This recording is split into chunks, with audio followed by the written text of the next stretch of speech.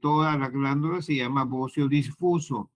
Cuando está crecida a una parte se llama bocio nodular. Acá están viendo toda la glándula crecida, eso es bocio difuso.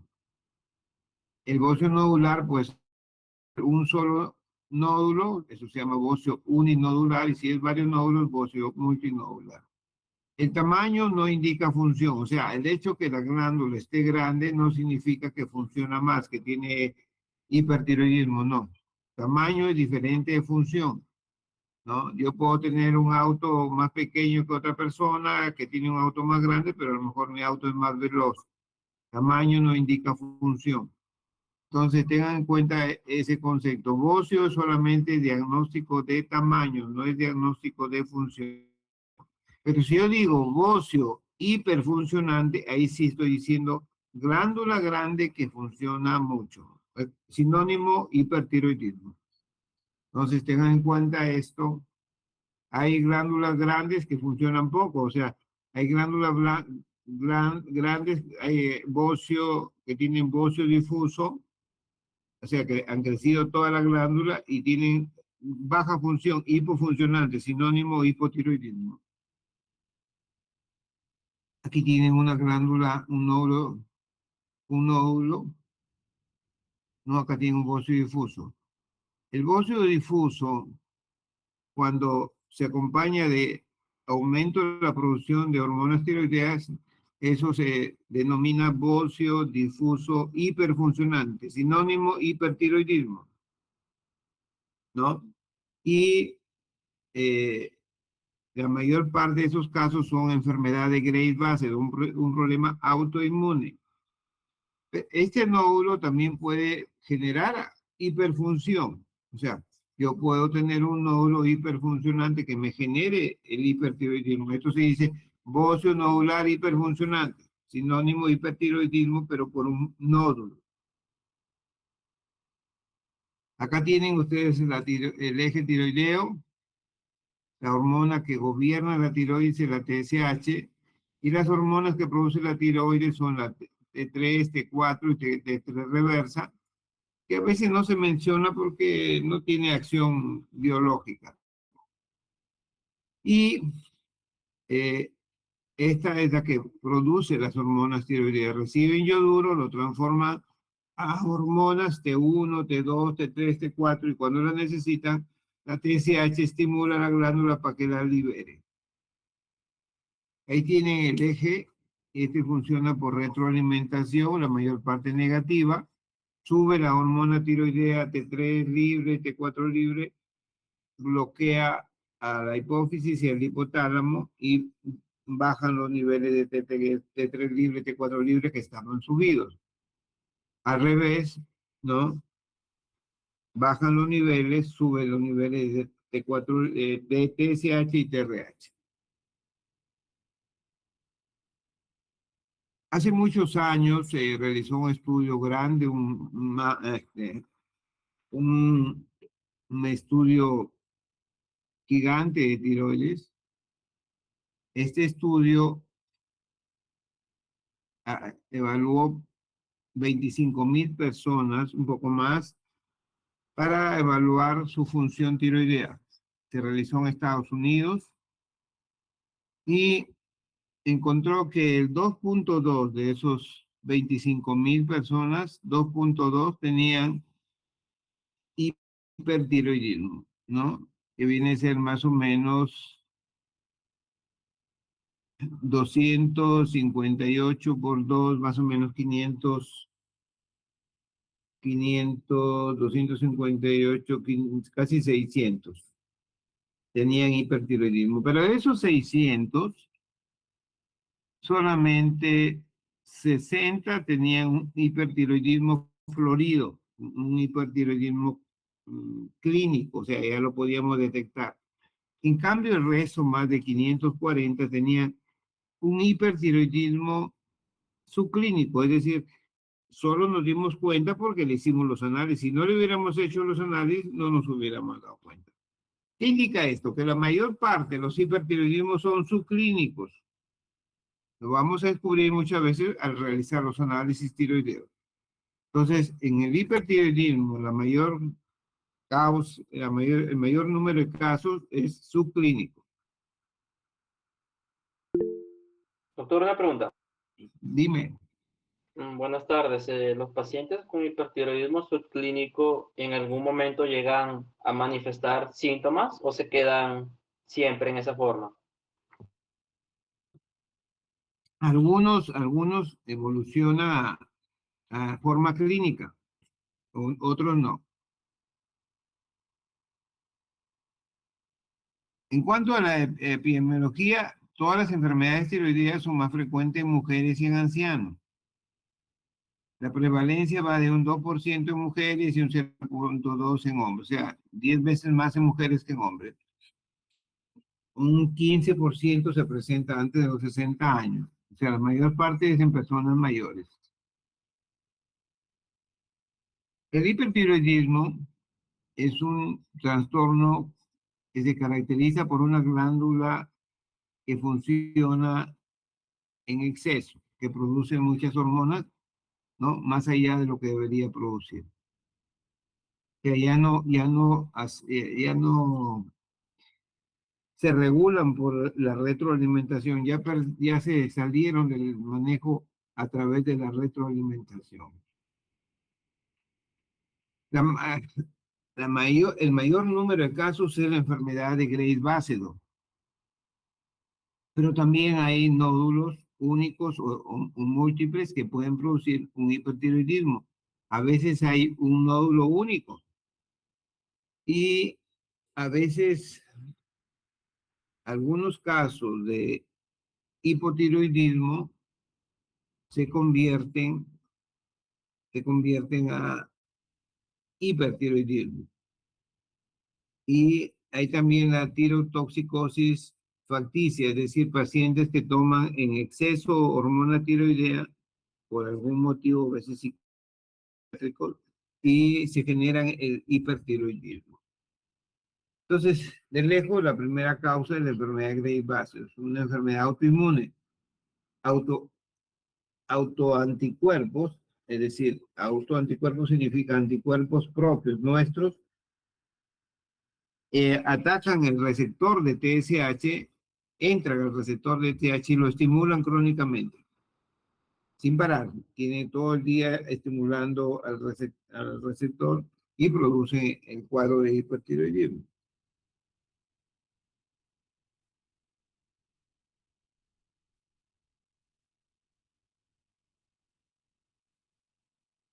Entonces, acuérdense bien que la primera causa es la enfermedad de Graves-Basedow, pero no es la única, pero más del 80% es enfermedad de Graves.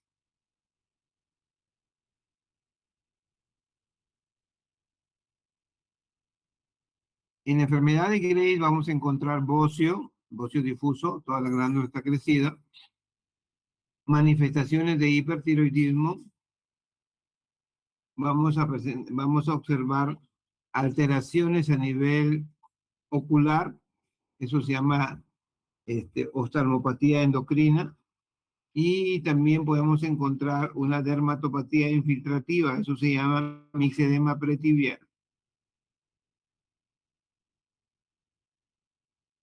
Esta enfermedad, esta enfermedad se puede asociar con otras enfermedades autoinmunes, como es la diabetes tipo 1, el vitíligo, la enfermedad celíaca, y cerca de la mitad presentan oftalmopatía.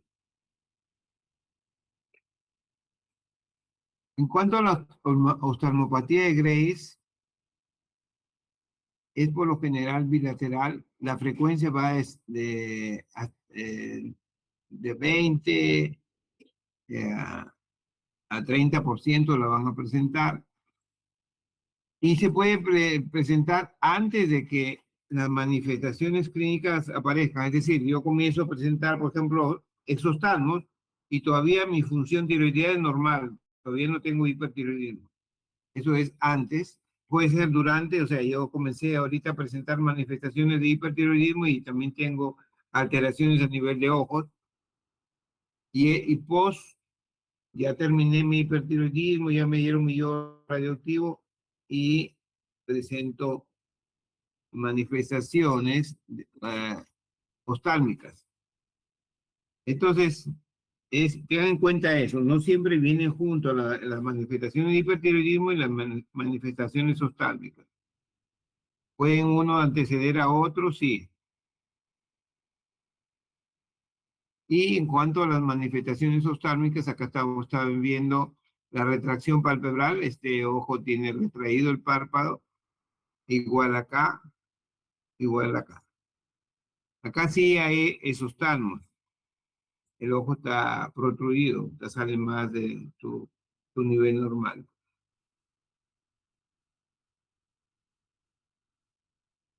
Cuando un nódulo único genera, cuando un nódulo único genera el hipertiroidismo, eso se llama nódulo tóxico. Tóxico no significa que esté produciendo una toxicidad, sino es un término que se usa en el campo de la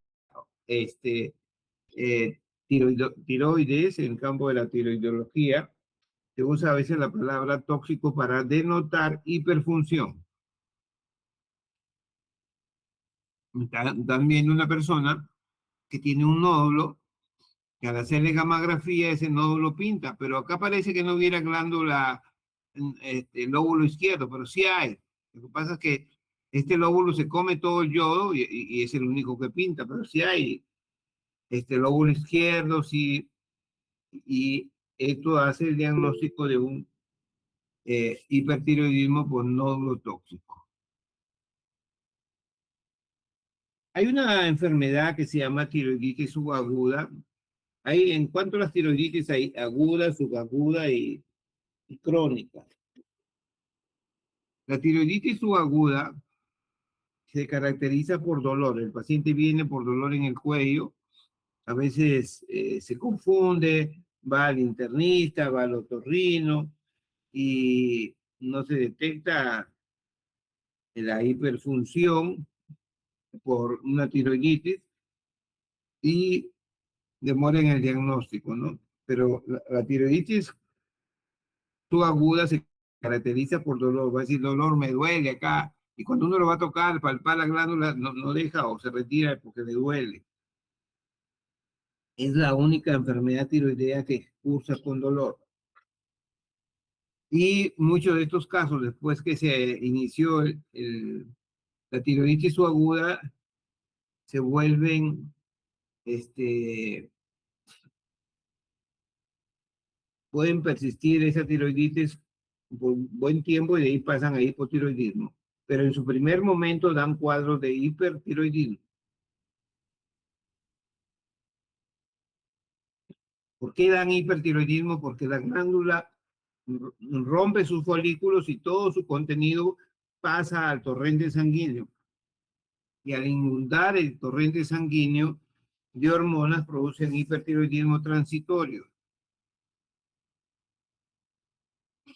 En cuanto a signos y síntomas, si es subclínico, difícil que lo podamos diagnosticar.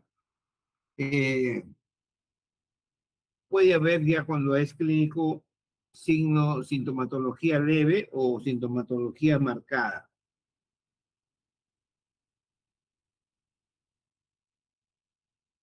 Las manifestaciones, ustedes van a ver en los libros, múltiples manifestaciones, y quiero que tengan en cuenta una cosa que es muy simple en medicina. Si mi función normal y la de ustedes, si su tiroides de ustedes funciona 100 y la mía funciona 100, significa que el normal es que funcione 100. Si mi función baja a 99, siendo 100 lo normal, ya estoy en hipotiroidismo. Si mi función sube a 101, ya estoy en hipertiroidismo, porque ya pasó el rango normal de 100. Entonces, si yo tengo 101 de función, no voy a tener síntomas, va a ser muy difícil que me diagnostiquen. Pero si yo tengo 300 de función, mi glándula parece una locomotora, está produciendo un montón de hormonas, pues ahí voy a tener un montón de síntomas, voy a tener de todo. Entonces, las manifestaciones dependen de la intensidad del cuadro y también del tiempo de enfermedad. Si es largo, vamos a encontrar más cosas. Si es temprano, podemos encontrar muy pocas cosas o ninguno. Entonces, no piensen que a los hipertiroideos se le cae el cabello, ¿no? Que les tiemblan las manos, no. Algunos, no todos. Eso, cuando ya eso se presenta, es un hipertiroidismo clínico.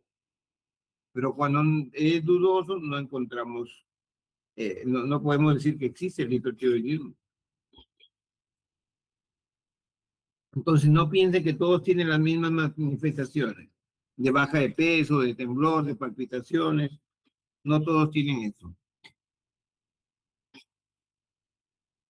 Entonces, ahí dice, los síntomas varían con la edad, con el sexo y las personas, y de persona a persona. Uno de los hallazgos ya frecuentes es que la piel se pone suave, lisa, tibia y a veces con un poquito más de sudoración. Esto porque el paciente está perdiendo calor, tratando de mantener la temperatura dentro de límites normales, ¿no? Esta piel a veces ha sido considerada como una piel de bebé. Entonces, la piel es un dato o es una manifestación que se puede encontrar con cierta frecuencia en los casos clínicos, en los subclínicos no.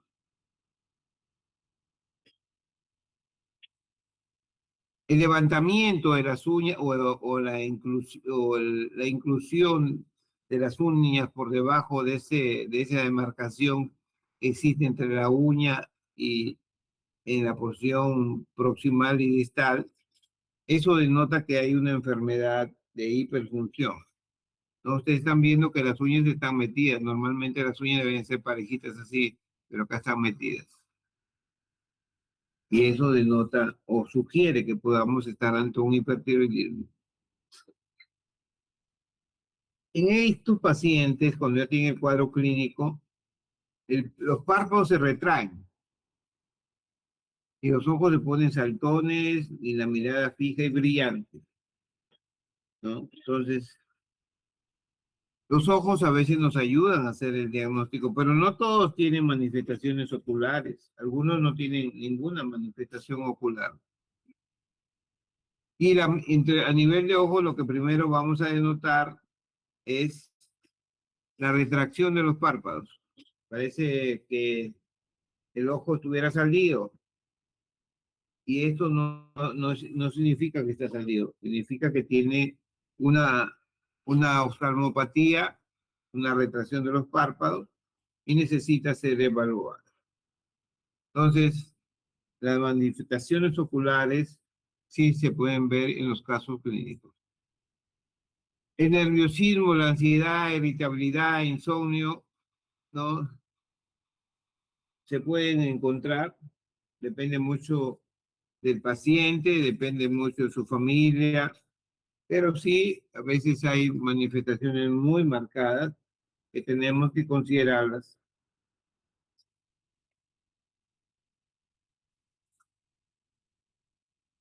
Una información frecuente que dan los pacientes es que han bajado de peso y que le tiemblan las manos. Dicen, doctor, no sé por qué me estoy bajando de peso si estoy comiendo más. Y eso les preocupa, pues, porque no entienden. Entonces, esto es porque tienen un estado de hiperfunción tiroidea. Y cuando está en estado de hiperfunción tiroidea, si no comen cantidades adecuadas, va a presentar hipotiroidismo. El temblor de las manos es frecuente. Hay sudoración, exceso de sudoración, palpitaciones. Los ruidos cardíacos están normales, pero, o sea, están rítmicos, pero aumentados en frecuencia en muchos casos. Doctor, una Hay una pregunta. tendencia, sí, dime. Y en el caso de una fibrilación auricular no desencadenada o facilitada por un hipertiroidismo, ahí en ese caso ya no se encontrarían los ruidos rítmicos, ¿no? Como no te escuché bien la pregunta, ¿puedes hablar un poco más alto? Sí, doctor. Mi duda estaba respecto a la fibrilación auricular producida por un hipertiroidismo. Digo, en ese caso los ruidos cardíacos y bueno, también los pulsos ya no estarían rítmicos. O sí. Claro, cuando ya hay la fibrilación auricular ya es una arritmia rítmica, o sea, es una arritmia sin ritmo. Pero no todos se hacen ese cuadro, raros son raros y generalmente son hipertiroidismos de larga data, que ya vienen con el cuadro, no se lo han tratado, se lo han tratado mal, y eso ha ido dañando progresivamente la función cardíaca. Ah, ya, doctor. Entonces es raro que se produzca entonces esa Y es fibrilación. poco frecuente, pero sí hay. Listo, doctor. Gracias. Acá tiene una taquicardia que es frecuente encontrar al inicio cuando llega a consulta. Hay cansancio, debilidad muscular, sobre todo los muslos. Y en la mujer puede haber alteraciones menstruales, puede haber oligomenorrea, puede haber amenorrea. Y es por eso también cuando trate un hipertiroidismo y la mujer tiene pareja y no hace planificación familiar, tienen que decirle, una vez que yo te mejore tu hiperfunción tiroidea, si no quieres tener hijos, cuídate, porque si no te cuidas vas a salir embarazada.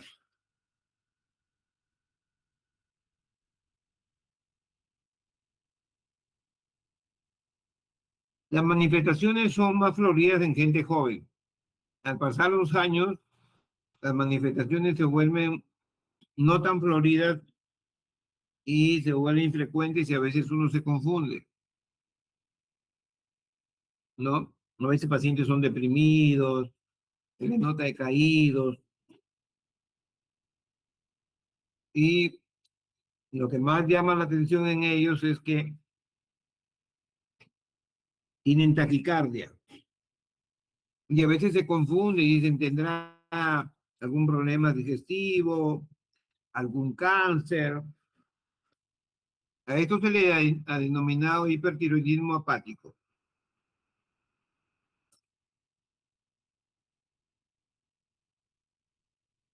Teniendo ya claro las manifestaciones, sospechando que podamos estar ante un cuadro de hipertiroidismo, hay que pedir los análisis. Los análisis más importantes son la TSH. Cuando las hormonas tiroideas suben, la TSH baja hasta valores muy bajos y eso se denomina supresión, queda suprimida la TSH, ¿no? Entonces, la primera alteración, el hipertiroidismo, es la TSH. Después ya viene como segundo hallazgo la T4 libre. O sea, todavía está en rango normal la T4 libre, pero ya la TSH ya salió, ya disminuyó. Esto es lo mismo, todavía está en rango normal, pero ya la TSH ya se salió, ya, ya se suprimió.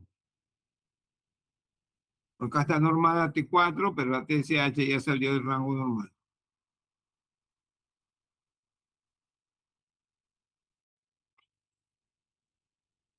Hecho el diagnóstico, hay que tratar al paciente. Lo primero que vamos a hacer es que esté en reposo absoluto, y hay que darle un régimen hipercalórico, o sea, no es darle poquita comida, hay que darle bastante comida. Puede comer de todo, no tiene nada especial, pero hay que subir las calorías y uno tiene que anotar en la hoja 2.000, 3.000 calorías para tratar ese hipertiroidismo. El reposo es bueno, pero el reposo no va a aliviar todo el hipertiroidismo. Hay que darle también más calorías porque su cuerpo está en un estado hipercatabólico. Y normal es darle 2.000 calorías a un ser humano hospitalizado en promedio. Acá debemos darle 3.000, 4.000 calorías. Para controlar la taquicardia, si es que hay, debemos darle un beta bloqueador, puede ser propanolol, atenolol. Preguntar si no hay asma, porque con los beta bloqueadores antiguos puede haber un espasmo bronquial. ¿Y qué usamos para frenar la producción de hormonas tiroideas? Usamos metimazol, tapazol, propiltiuracilo no hay en el Perú. Y con eso, en 20 días, si el paciente cumple, va a estar en estado eutiroideo. Si el paciente ya tiene el hipertiroidismo, ya le hemos dado recomendaciones, le vamos a decir, toma tu metimazol, vas a tomarlo por 2 años, yo te voy a ir cambiando las dosis según cómo vaya respondiendo, pero más o menos es el promedio. Pero si el paciente no quiere, dice, no, mucho tiempo tomar pastillas, una alternativa muy buena es darle yodo radioactivo. Yodo radioactivo reduce el tamaño de la glándula y hace que produzca menos hormonas. Y con eso se estabiliza el paciente. Y una alternativa que ya no usamos mucho es cuando ya no puede recibir ninguno de los tratamientos previos, es la cirugía, sacar de cada lóbulo 8/9 y quedarnos con un décimo en cuanto al tamaño, ¿no? Y eso es el tratamiento que usamos en el hipertiroidismo. ¿Alguna pregunta?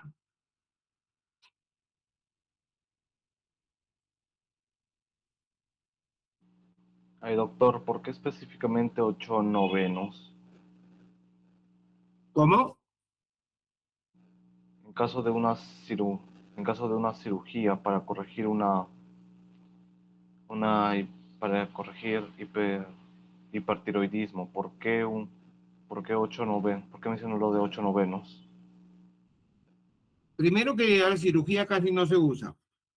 Lo usamos para casos muy raros. Yo en mis 35 años de endocrinólogo, hace muchísimos años que ya no mando a operar un hipertiroidismo. Y el estándar internacional fue por muchos años sacar de cada lóbulo 8 partes, dejar solamente una parte, una pequeña cantidad de tejido tiroideo en cada lóbulo. A veces eso inclusive es insuficiente, tiene una capacidad regenerativa y vuelve a crecer y si continúa con el hipertiroidismo o vuelve al hipertiroidismo. Pero eso fue el estándar ya que se usa. Porque con glándula pequeña tú produces poca hormona, pues. Con glándula grande produces más hormona. No sé si me dejo entender. Sí, doctor. ¿Alguna pregunta? Doctor, una pregunta. Y en el caso de los adenomas tóxicos, ahí también se indica pastillas como metimazol o solamente cirugía. No, también puede ser metimazol y también yodo. Yo generalmente a mi paciente yo le doy yodo porque se aburren de tomar 2 años pastillas y el yodo también va bien en el nódulo tóxico. Usamos aquí un poquito más de yodo. En general, para el bocio difuso usamos 15. Puede variar según las fórmulas que se hagan para dar la dosis, pero y para nódulos yo daba 20. Antes nosotros dábamos yodo, por muchos años hemos dado, pero ahora ya no lo hacemos.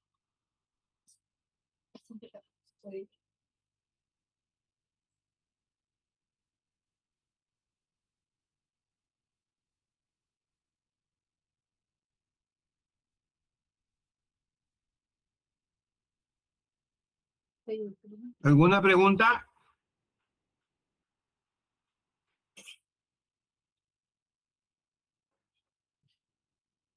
¿Alguna pregunta?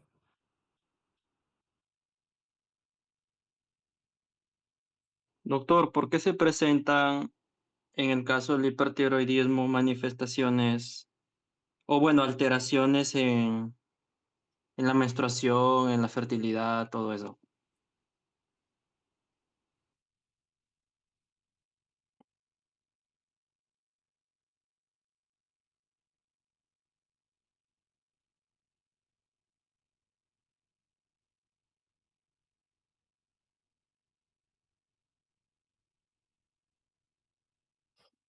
¿Me lo permite? Solo me lo permite. Ya. Pasen impresores. El paciente que recibe puede salir ya. Sí. Le hicieron una pregunta. Si todas las veces que se alteran los niveles de función de cualquier glándula, en este caso de la glándula tiroides, si se incrementa, altera el equilibrio de las otras glándulas. Entonces, si está muy alterado, puede bloquear el eje gonadal.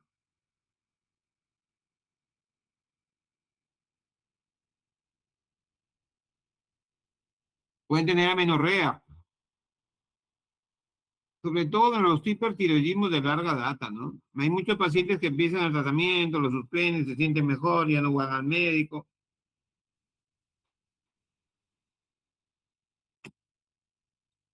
Hay que advertirle, ya estás tomando tu pastilla, no la pares, pero por más que uno les dice, a veces paran. Eso sucede. ¿Alguna pregunta? O ya puedo pasar a otro tema.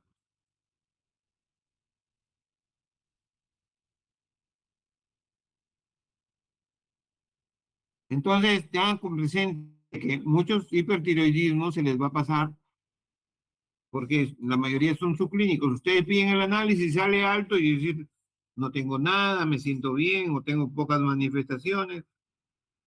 Doctor, una pregunta. Sí, Ahora que menciona esto de el hipertiroidismo subclínico, bueno, tenía entendido, no sé, en Perú al menos no se hace lo que es un cribado de hormonas tiroideas, ¿no? Entonces mi duda es, si, ¿por qué es que no se hace si, bueno, el hipertiroidismo generalmente inicia de manera subclínica? ¿No sería bueno detectarlo a tiempo y ya luego tratarlo? no te entendí tu pregunta. Mi pregunta va sobre por qué es que exactamente, o bueno, no es que no se hace acá en Perú un cribado de perfil de hormonas tiroideas, ya que, bueno, como usted menciona, esta enfermedad generalmente suele iniciar primero de manera subclínica. Entonces, ¿no sería bueno entonces mejor prevenir antes de que aparezcan los síntomas? Primeramente que las hormonas tiroideas no son análisis sofisticados, son análisis rutina, o sea, todo médico puede pedir análisis de tiroides. ¿Sí me entiendes?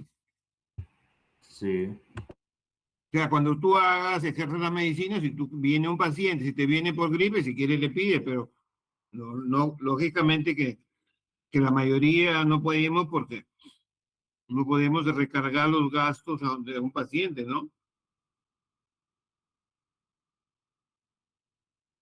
Pero no, ustedes todos pueden, cuando sean médicos, todos pueden pedir hormonas tiroideas a sus pacientes. Ese ya queda en potestad de ustedes. ¿Sí? ¿Quedó claro? ¿O alguna pregunta? Todo claro, doctor. Bien, vamos a hablar de epidemiología de las hormonas tiroideas. ¿Sí ven? ¿Sí están viendo? ¿Sí? Hola. sí, doctor, pero ¿Se ve Ya. el PPT de hipertiroidismo, doctor? Sí, este es breve para que puedan tener una idea más clara, para sigue que no viendo. se les quede confusión, porque ustedes seguramente tenían la idea de que la mayor parte de hipotiroidismo e hipertiroidismo son clínicos, y eso no es así. Se sigue viendo. Esta es la doctora Gay Canaris, la que dirigió el estudio Doctor, no se Colorado. logró observar el PPT de hipotiroidismo. Se quedó en la parte de hipertiroidismo en el PPT. No te entiendo. O sea, doctor, está presente el PPT del No, hipertiroidismo. no está mirando ahorita esta imagen. Exacto. Ya, vamos a arreglarlo. Ya, un ratito, voy al baño un ratito, ¿ya?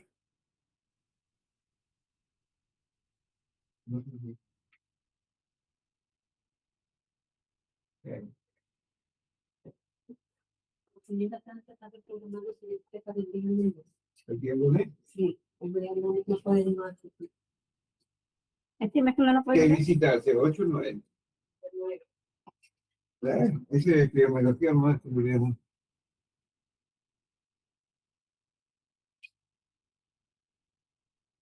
Ah, pues sí.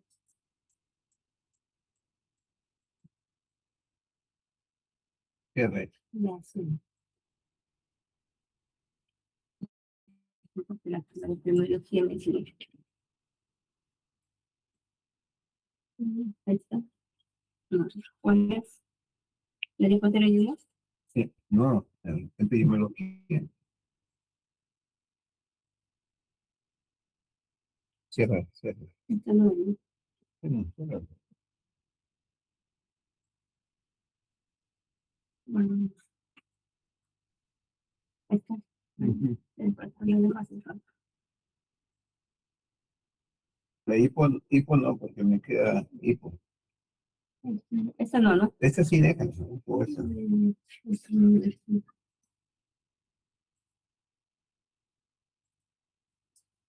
¿Cómo? Esta mañana no tengo nada.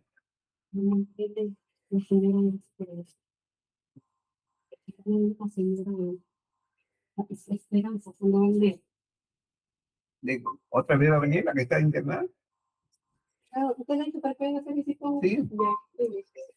No, pero la que está ahorita internada. No, ay, ¿cómo se llama la que está ahorita internada? Ay, sí, sí. Priscila. Invítala también si quiere venir mañana. Si es que quiere.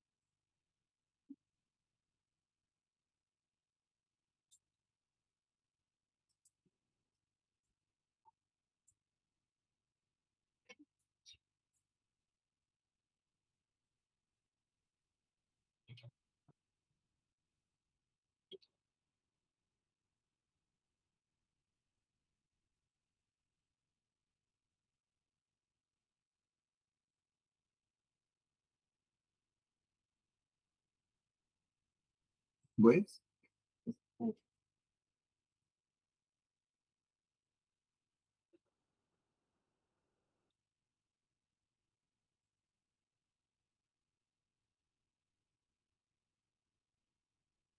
mire, permíteme unir mejor las dos y hacer una sola para invitarnos de esta y esta. Esta, esta.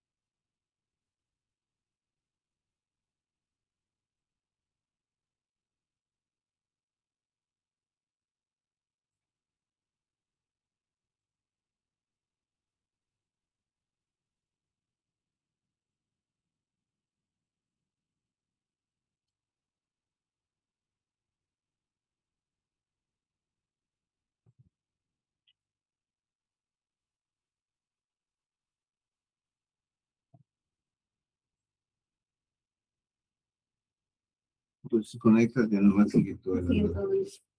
¿Ya? Le había bajado la glucosa.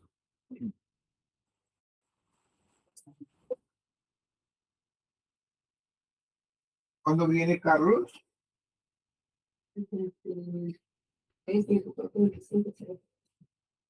Ujú. Y este primero cartas, ¿ah? Los dos están viendo que los cálculos. Porque, sí está bien, dice, porque el cliente lo ha hecho un borrador para que usted no se quede. Y le pone un cambio textual. Sí, también. Y está pidiendo una respuesta en comité de ética.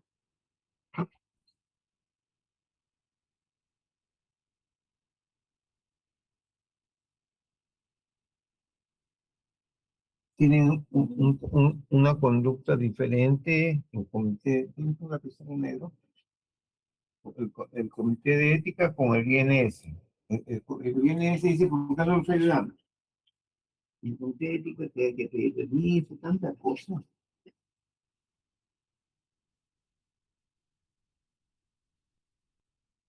Y el INS no revisa y dice, ¿por qué no le dan la medicina? ¿Por qué no le dan todo?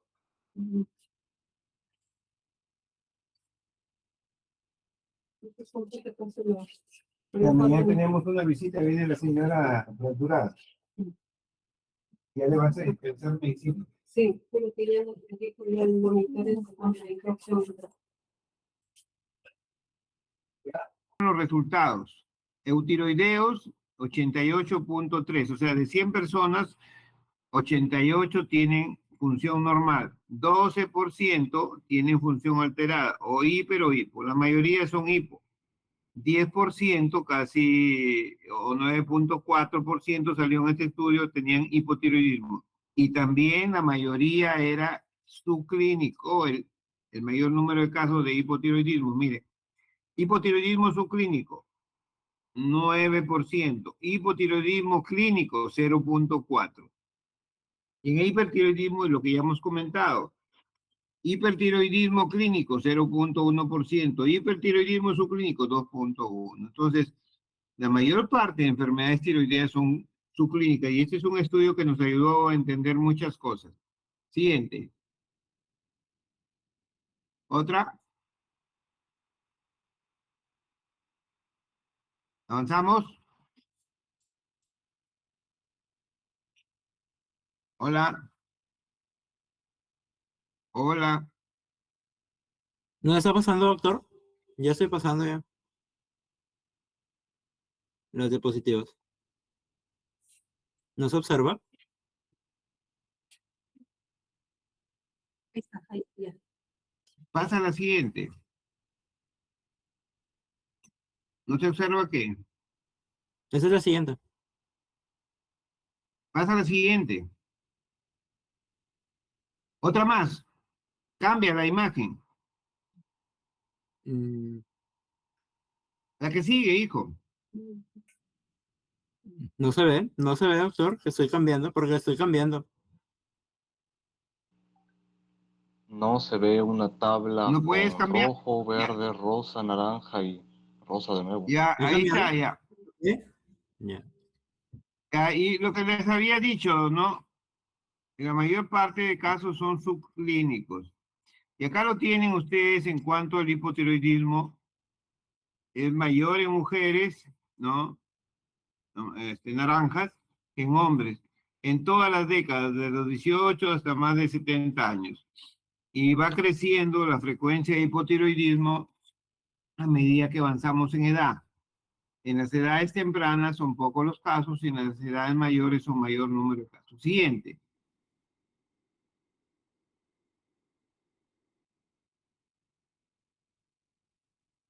Y ahí, cuando se hicieron el cuestionario, demostró que no sirve. No podemos hacer diagnóstico de hipotiroidismo solo con preguntas. Podemos sospechar, sí, pero va a quedar siempre en sospecha. Siempre hay que confirmarlo con análisis. Y los análisis, vuelvo a decir, análisis de función tiroidea son rutina. No necesitan permiso ni nada para pedirlos. Siguiente.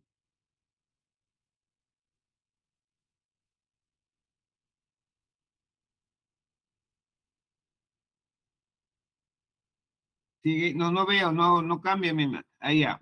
Ahí tienen el resultado de hipotiroidismo, lo que habíamos comentado. Sigue. Esta es una tesis del doctor Carlos Farfán, exalumno nuestro. Es una tesis muy bonita de epidemiología de las enfermedades tiroideas. Lo hizo en Sullana. Es un estudio de campo, es una tesis muy interesante. Y encontró que en la población que le estudió en Sullana, la prevalencia de enfermedades tiroideas era 7.3, de bocio 2%, de hipotiroidismo 4% y de hipertiroidismo 1.3%. Entonces, es bueno conocer nuestra realidad, porque a veces hablamos de realidades distintas a las nuestras. Siguiente. Esta es una tesis de otra alumna, la doctora Eni Vilela, prevalencia de bocio, hipertiroidismo e hipotiroidismo en la población de adulto mayor, en un centro de adulto mayor de Piura. Evaluó 96 personas, usó TSH-T4 y encontró que la prevalencia de enfermedades tiroideas era de 14.6 personas. Lo que habíamos visto que a medida que avanza la edad, aumenta la frecuencia de enfermedad tiroidea. Bocio 2.1, hipotiroidismo 8.3, hipertiroidismo 4.1. Siguiente. Y esta fue de la tesis de la doctora Saavedra, Elvia Saavedra, niveles de ioduria en la población adulta de Piura. Nos encontramos que nuestra población tiene una ioduria normal en el 46%, una ioduria elevada en 48% y una ioduria baja en 5%. Es decir, nosotros no tenemos bocio endémico, porque el bocio endémico se detecta a través de la ioduria, habla de poblaciones. Cuando pasa de 10%, sí podemos decir que hay una población con deficiencia de yodo. Siguiente. O sea, la enfermedad por deficiencia de yodo no tenemos en nuestro país ni en Piura. En cuanto a la prevalencia de cáncer tiroideo, genera muerte, cada día se diagnostica más porque ahora usamos ecografías, marcadores tumorales, biopsias, con más facilidad se realizan, con más exactitud. Entonces ha ido creciendo, ¿no? Vean ustedes, en Estados Unidos, 37.000 casos nuevos por año y de función en 1.590. Entonces el cáncer tiroideo es frecuente, pero es muy tratable, sobre todo si se diagnostica tempranamente. Pasa a la siguiente. No es un cáncer frecuente, pero sí hay que tenerlo en cuenta. También afecta con mayor frecuencia a mujeres a partir de los 25, 65 años y va incrementando la frecuencia en todo el mundo. Siguiente. Por lo general, ¿cómo detectamos el cáncer? Por un nódulo. Y si ese nódulo en la gamografía es frío, ahí aumenta un poquito la posibilidad. Ahora ya no se usa tanto gamografía, se usa biopsia. Todo nódulo mayor de 10 milímetros lo biopsiamos y al hacerse esto con más frecuencia se ha ido encontrando mayor número de casos de cáncer. Siguiente. Hay cáncer diferenciado y cáncer no diferenciado. De los diferenciados, que son, digamos, los menos agresivos, el más frecuente el papilar, le sigue el folicular. Y los cánceres sí serios, con alta mortalidad, es el medular y el anaplásico. Siguiente. Y en los niños tenemos también cáncer y muchas veces muy agresivo y a veces invasivo rápidamente. Siguiente. El bocio, el crecimiento de la glándula, ¿no? A medida que se está usando la tecnología se descubre con más frecuencia. Entonces el uso de la ecografía en la glándula tiroides ha permitido diagnosticar cada vez más crecimientos, sobre todo nodulares, nódulos muy pequeños. Nuestra capacidad con la mano de palpar un nódulo está sobre todo cuando este mide más de 15 milímetros, pero menos de 15 es difícil que lo podamos palpar, sobre todo a veces está en zonas difíciles de palpar. Siguiente. Entonces, cuando usamos nuestra mano, encontramos 5%, ¿no? O sea, si yo pongo 100 personas y solamente me llevo de mis manos, agarro a 5%.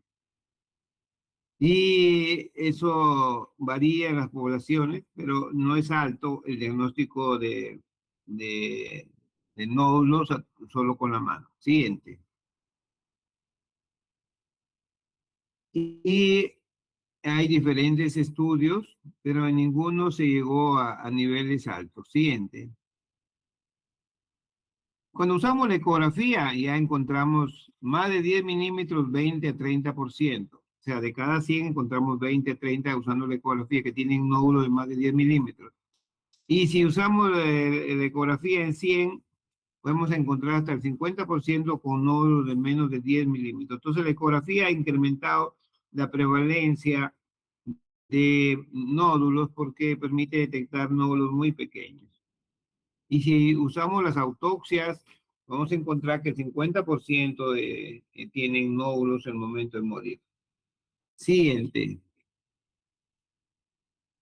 Entonces, esto es lo que se encuentra en las biopsias. En otros países se hace biopsia, necropsia a todos y eso se reporta. Y miren, si la mitad tiene un único nódulo, 12% tienen varios nódulos y un 37% es normal. O sea, la presencia de nódulos es frecuente. Uno pensaría, si el nódulo se asocia con cáncer, debería ser también bien frecuente el cáncer. No, la mayoría de nódulos son benignos. El 99.9 son benignos. Siguiente. Siguiente, pasamos a hipotiroidismo.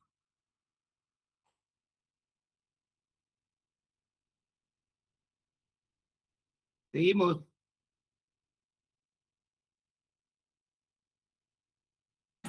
Doctor, solo me ha mandado esa diapositiva.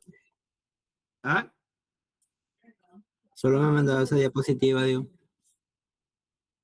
Ya, ahorita te envío la de hipotiroidismo. Ya.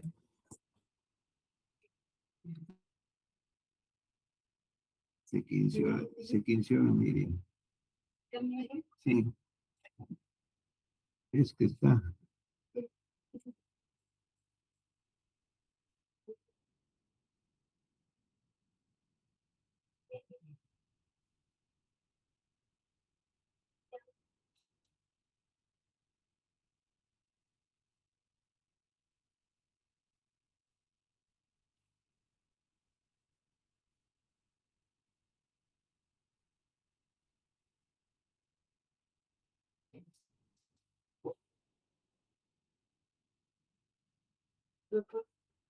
Guardaste la otra, dejaste la de. A ver, pero hermano. Espérate, estoy buscando, pero no sé dónde la guardaba. ¿En el escritorio? Sí, lo voy a decir. ¿Dónde están? Acá hay ¿Sí? no, aquí, modificación aquí fecha de modificación, acá, acá bajita. Ahí está, epidemiología de los proveedores. Esa no es la que pegamos. Que le dice guía el Sí, pues acá hipotiroidismo. está, las que te gusta acá, para guardarlas y en el área. No, ya no está. Sí, pero ahora ábrale para copiarlo aquí, para abrirla. No, ya no, pues ya la pasé, ya la discutí sola. Quiero ahorita ver dónde guardaste ese hipotiroidismo.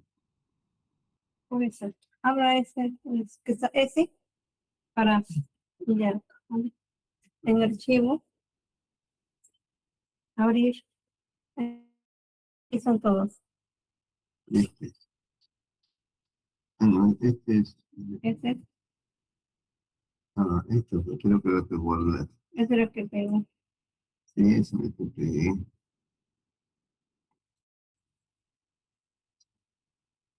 Vamos a botar esto.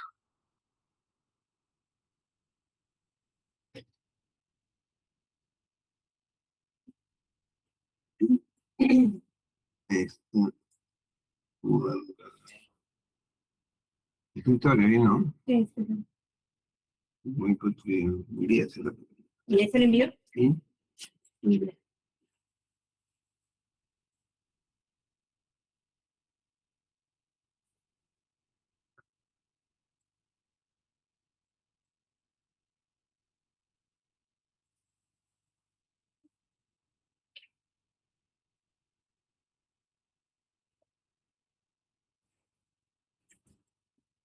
Ya está, doctor.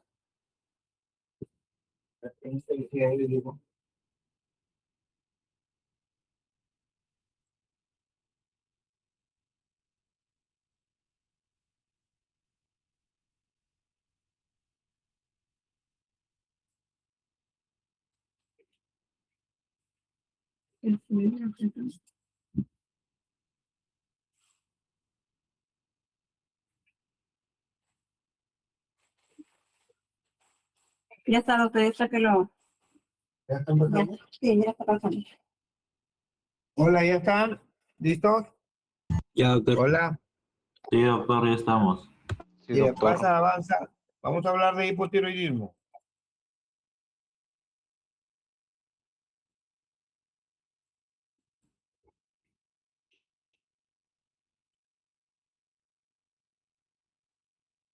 Bien, ahí tienen ustedes.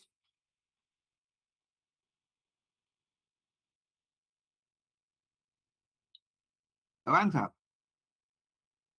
Avanza. Recuerdo anatómico, recuerden que la glándula tiene dos lóbulos, esa es su posición habitual, delante de la tráquea, parte inferior del cuello, encima del manubrio esternal. Cuando está fuera de esa posición se llama tiroides ectópica. Por ejemplo, si encuentro una tiroides debajo del mentón, o en la lengua hay tiroides lingual, o sea, tiroides que en el momento fetal o embriológico, embrionario, no descendieron a su posición habitual y se pueden quedar en la lengua, pueden quedar en otra zona. Son casos poco frecuentes. Siguiente. Ahí tienen, debajo del cartílago cricoides, está aquí, y este es el cartílago tiroides, que es el escudo. Esta es la glándula tiroides, acá tienen 3 lóbulos, que no siempre encontramos 3. Siguiente. Las paratiroides en la parte posterior. Siguiente. Vista transversal, la tiroides está cerca de la piel, por eso la podemos palpar, y también cuando operamos por aquí, se corta aquí, se separan los músculos y se retira parte o toda la glándula. Siguiente. Entonces, cuando inspeccionamos la tiroides, lo hacemos por inspección, en posición normal de cuello, a veces no notamos crecimiento, pero si le pedimos que extienda el cuello y vaya hacia atrás, y le pedimos que degluta, a veces podemos ver su excursión de la glándula tiroides y podemos notarla. Si la notamos con facilidad, probablemente está crecida. Siguiente. En la inspección, ahí está en posición normal. A veces podemos notar si es muy grande, pero si es pequeña no lo vamos a notar. Siguiente. Siguiente. Ahí está en hiperextensión. A veces se nota un pequeño nódulo, a veces no. Siguiente.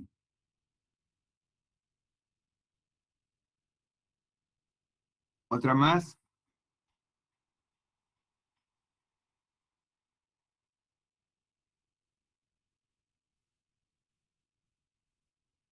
Una más.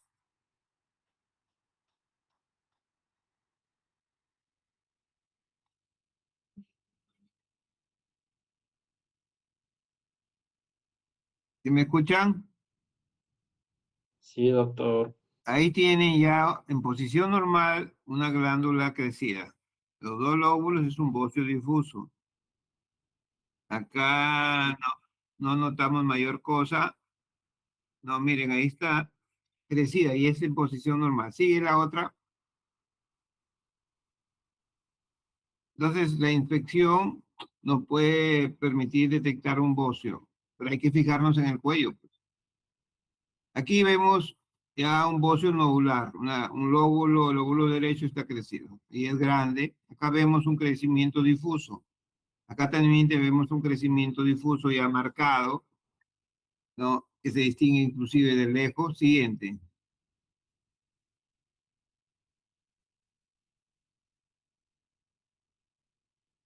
Ya cuando sospechamos de crecimiento de la glándula tiroides, el siguiente paso, o detectamos su crecimiento, el siguiente paso es pedir exámenes auxiliares para evaluar la función. Y la principal hormona que nos ayuda a detectar la función es la TSH. Si la TSH está muy baja, está suprimida, está en niveles muy bajos, estamos pensando en hipertiroidismo, ¿no? Y si la TSH está alta, estamos hablando de hipotiroidismo. Y si la TSH pasa de 10, porque lo normal es de 0.27 a 4.2, si pasa de 10 ya hablamos de un hipotiroidismo clínico. O sea, una TSH menos de 10, más de 4.2, hace o permite hacer el diagnóstico de hipotiroidismo subclínico. Si pasa de 10, 15, 20, 100, ya hacemos el diagnóstico de hipotiroidismo clínico. El hipotiroidismo subclínico no necesariamente no debe ser tratado. O sea, yo puedo tener un paciente con hipotiroidismo subclínico, si algo amerita para tratarlo, lo trato, si no, simplemente le hago seguimiento. En cambio, si yo tengo un paciente con hipotiroidismo clínico, su TSH supera los 10, ya tengo que darle levotiroxina. Siguiente. Acuérdense bien, TSH suprimida, hipertiroidismo. TSH muy baja o suprimida, eso, cuando está muy baja, menos de 0.27, se llama TSH suprimida. Es sinónimo de hiperfunción. TSH elevada, sinónimo de hiperfunción. Miren cómo se palpa la tiroides. Habíamos hablado de la inspección, acá estamos en palpación. El examinador se sitúa detrás del paciente y con 2 dedos sobre la tiroides, que está por dentro de los externos cleidomastoideos y encima del manubrio external, le pide que degluta y va a palpar la glándula tiroides. Si está crecida, va a ser palpada fácilmente. Siguiente. Siguiente.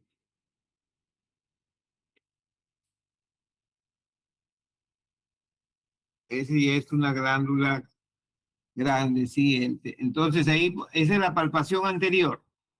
Acá a su derecha está la palpación posterior. En esta, no me cambies.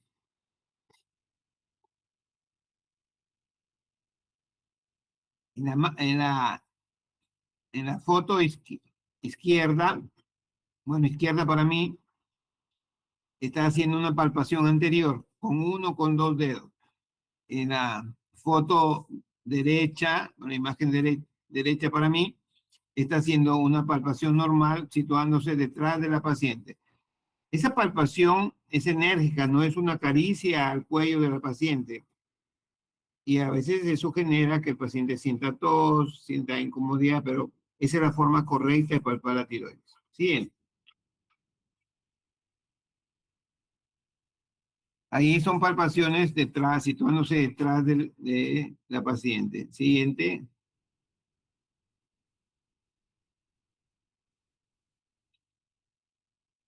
Ahí tienen ustedes cómo se sintetiza las hormonas tiroideas. Entra la parte de arriba, es la basal. Esos son los tirocitos, las células de la glándula tiroides que se agrupan en folículos. Ahí están viendo un tirocito con su membrana basal arriba alta y tiene el receptor de TSH donde se acopla TSH. Y cuando se acopla va a permitir que ingrese el yoduro en contracorriente, o sea, entra en contra de gradientes, porque la glándula tiene mucho yodo, él va a entrar en contra de ese gradiente. ¿Cómo entra? A través de un zinc portador. El zinc portador, sodio, sodio, potasio, que se llama zinc, es una proteína. Y ella permite ingresar el yoduro.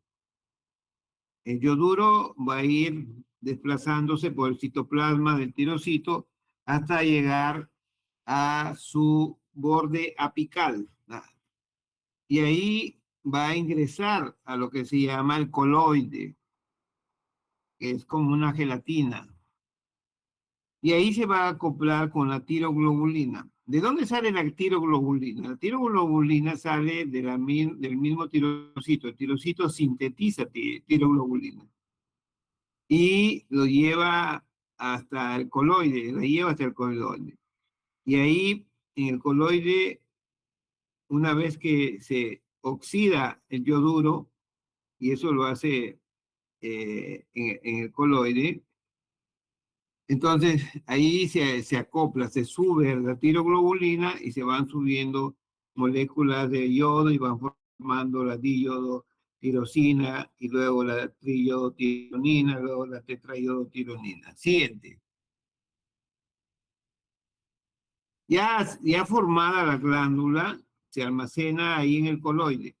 Si el cuerpo necesita, la TSH envía una orden y el tirocito saca ese coloide, saca una parte, lo muerde, es por exocitosis, y ahí libera las hormonas tiroideas que tiene en esa gelatina, en ese coloide, y ahí se libera la T3, la T4, y luego salen al exterior.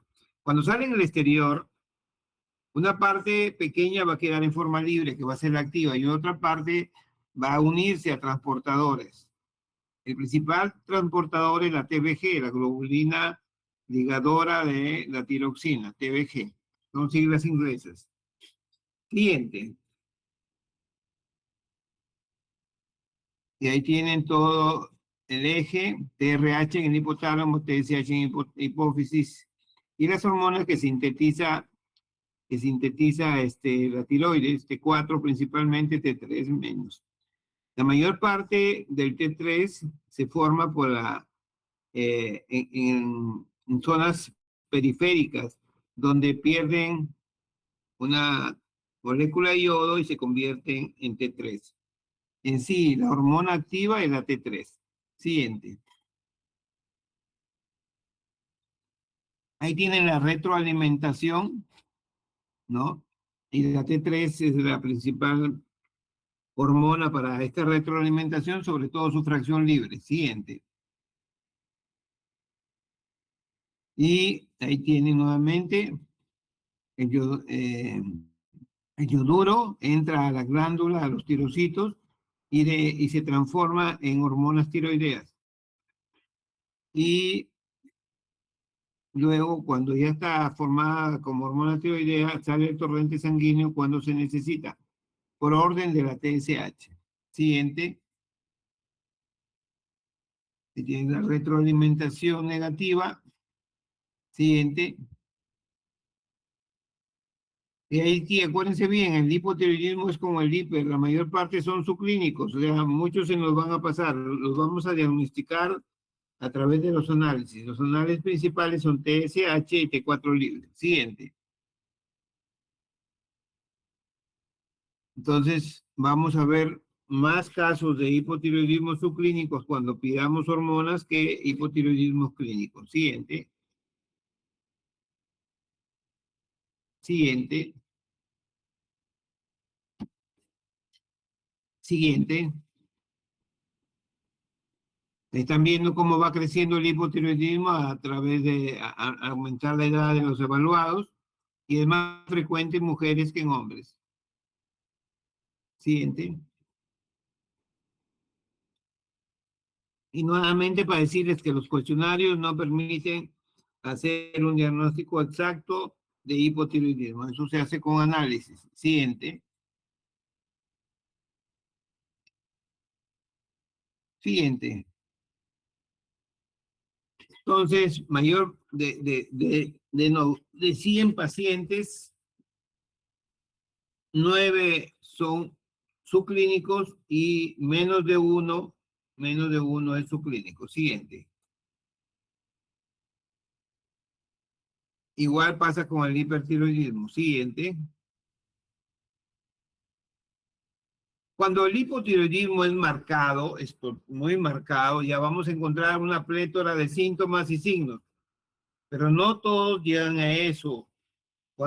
Si decimos que 100 es lo normal de la función tiroidea, el que tiene 101 no lo vamos a diagnosticar. el que tiene 99 no lo vamos a diagnosticar, pero el que tiene 40, 30, ahí sí, porque ya va a haber muchas manifestaciones y esas generalmente se van a ir presentando a través de los años, porque no se presenta de un día para otro, salvo que le saquen la glándula tiroides, ya bueno, va a ser hipotiroidismo rápido, pero el mayor número de casos se debe a un problema autoinmune llamado tiroiditis crónica de Hashimoto y eso se va instalando lentamente. Esa paciente de la izquierda la ven toda fases abotagada, somnolienta, decaída. Mírenla ustedes cómo mejoró al darle levotiroxina, estando ya eutiroidea. Entonces cambia la imagen y a veces pensamos que todos van a llegar así, no. Algunos llegan recién con un hipotiroidismo leve que a veces es difícil de diagnosticar clínicamente. Siguiente.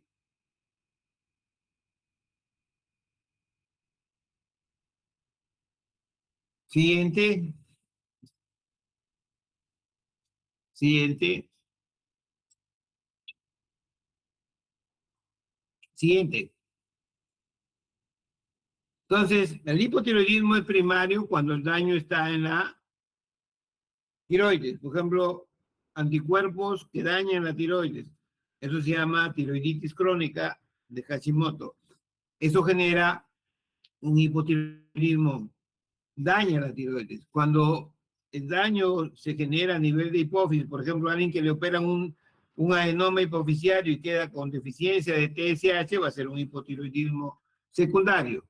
Alguien que lo operan a nivel de hipotálamo y ya no produce buena cantidad de TRH, produce un hipotiroidismo terciario. Siguiente. Hashimoto es la causa más frecuente de hipotiroidismo en el mundo. Otra causa es los operados de la glándula tiroides, que muchos quedan con hipotiroidismo. Siguiente. Ahí están viendo una tiroides grande, un bocio nodular que se sacó y ese paciente, lógicamente, al perder toda su glándula, en las siguientes semanas va a entrar en hipotiroidismo.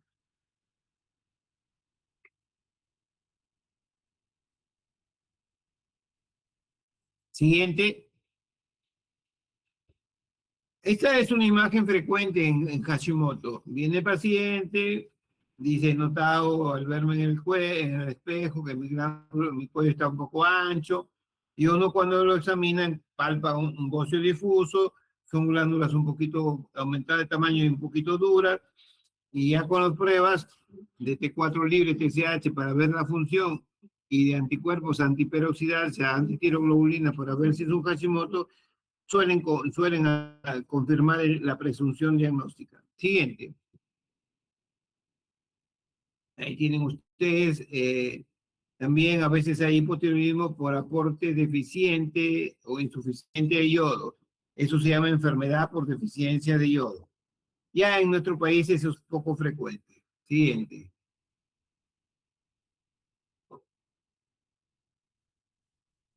Y una causa también de hipotiroidismo es la tiroiditis subaguda. Empieza con dolor, hace un cuadro transitorio de hipertiroidismo y luego va al hipotiroidismo.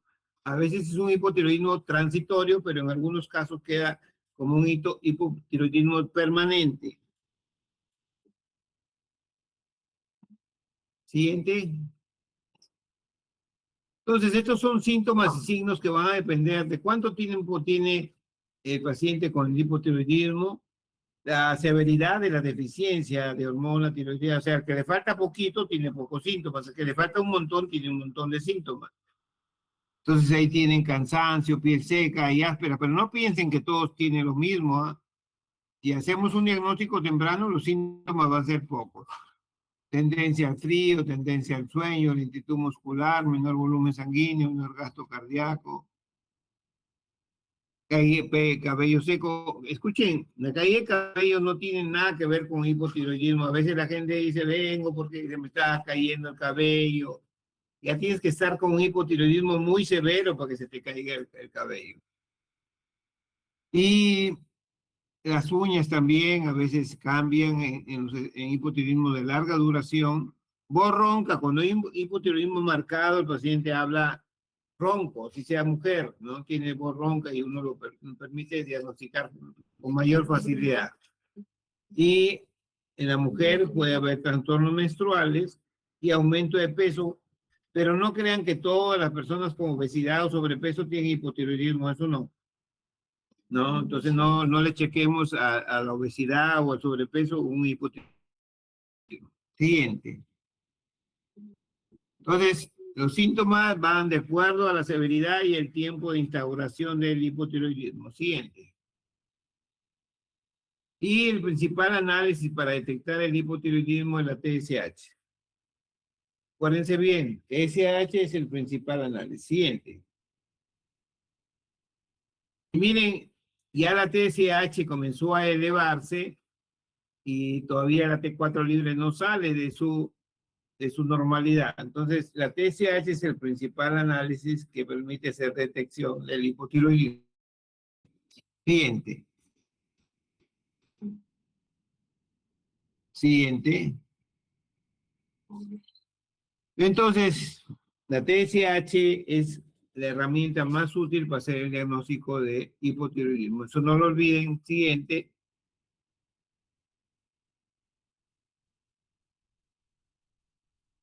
Entonces, TSH y T4 libre, que puede ser su acompañante, no son los análisis que vamos a solicitar cuando sospechemos de hipotiroidismo. Siguiente.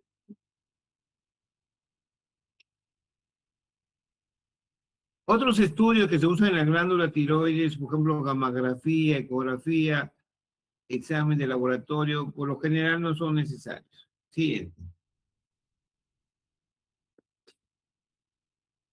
En el hipotiroidismo vamos a encontrar colesterol alto. Todo paciente que tenga colesterol alto hay que pedirle análisis de T4 libre TSH. Siguiente.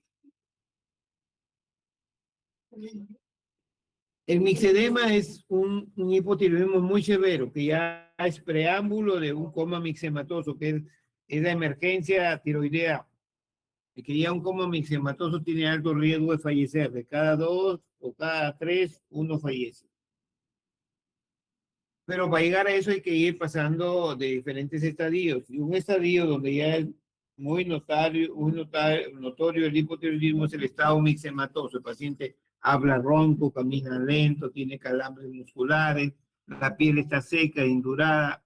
Ahí uno sospecha que está entrando a coma mixematoso y ahí tiene que ordenar el internamiento del paciente. Siguiente. Ahí hay depresión, embotamiento, el paciente no razona bien, la piel es seca, pálida. Siguiente. Hay pérdida de fuerza muscular, sobre todo a nivel de muslo. El paciente al ponerse en cuclillas no puede levantarse y puede caerse. Sí, hay bradicardia, hay bradicardia y a veces alguna arritmia si es muy largo el hipotiroidismo. Siguiente. Hay estreñimiento, hay en la mujer regla insuficiente. Siguiente. En el síndrome de Down, ¿no?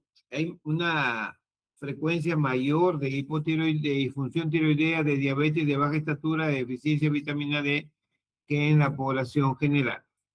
Siguiente. Las anomalías endocrinas en Down, ¿no? Son más frecuentes en comparación con la población general. 25 a 38 veces más probable en la población con síndrome de Down que en la población sin síndrome de Down. Siguiente. La disfunción endocrina que podemos encontrar es hipotiroidismo congénito, es decir, hipotiroidismo al nacer, hipotiroidismo subclínico, clínico y también hipertiroidismo. Siguiente. Entonces hay que hacerle un seguimiento a estos niños con síndrome de Down al nacer, a los 6 meses, a los 12 meses y luego cada año. Siguiente, de hormonas tiroideas. La incidencia de hipotiroidismo congénito primario es mucho mayor en pacientes con síndrome de Down, ¿no? que en la población general. Siguiente. La etiología del hipotiroidismo congénito no parece ser la agenesia tiroidea, ya que la mayoría de los pacientes no presentan anomalías en las gamografías tiroideas. Siguiente. El hipotiroidismo subclínico, ¿no? Es cuando tiene el TSH un poquito subido, menor de 10. Es muy frecuente esta normalidad en niños con síndrome de Down. Siguiente. Y la tiroiditis de Hashimoto es la etiología más común en hipotiroidismo en niños subclínico con síndrome de Down. Y es, si lo comparamos con la población general, es más frecuente. Puede ser asintomático y tiene que ser transitorio y autolimitado en niños con síndrome de Down. Hay controversias si tratar o no tratar a estos niños con hipotiroidismo con síndrome de Down. Siguiente.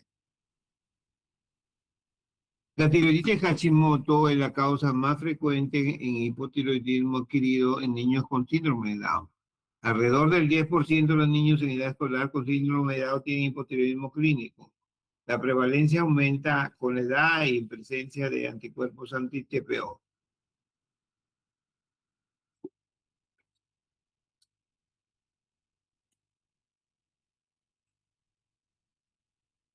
El hipotiroidismo en el síndrome de Down se caracteriza por igual distribución de género, menor edad en el momento del diagnóstico, menor frecuencia de antecedentes familiares positivos de enfermedad tiroidea,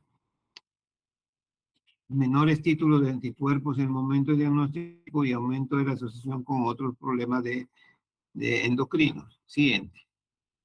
Entonces, en niños con Down hay que pedir pruebas de función tiroidea.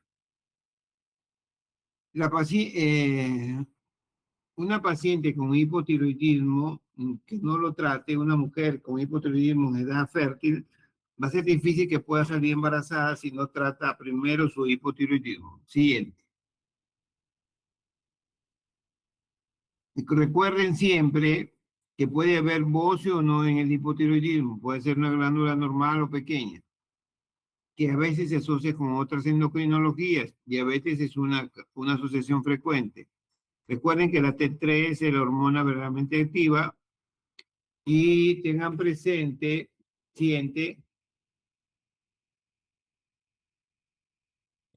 que en mayor parte de pacientes el hipotiroidismo es permanente, o sea, va a tenerlo toda la vida. La meta de la terapia es restaurar el estado tiroideo, ¿no? Y mantenerlo siempre en ese estado normal. Una terapia adecuada permite que tenga una vida normal y el tratamiento es con levotiroxina. Y a veces la TSH demora un poco en alcanzar su nivel normal, algunas semanas. Hay que advertir al paciente, porque hay muchos que abandonan el tratamiento o lo hacen muy regular. Un tiempo toman y otro tiempo no toman. Siguiente. Levotiroxina es la terapia ideal. 1.5, 1.7 microgramos por kilo por día. La mayor parte de la levotiroxina es absorbida por vía oral, tiene una semivía de cerca de 10 días y hay que tomarlo con agua, no con leche, no con jugo, en ayunas, 30 minutos antes de desayuno, porque si se toma con desayuno no se absorbe bien, ¿ya? Las manifestaciones adversas o los daños colaterales son raros y tratar de no sobrepasar la dosis indicada por el médico. Debemos insistirle mucho al paciente. Siguiente. Bien, eso es lo que quería transmitirle sobre hipotiroidismo. ¿Alguna pregunta?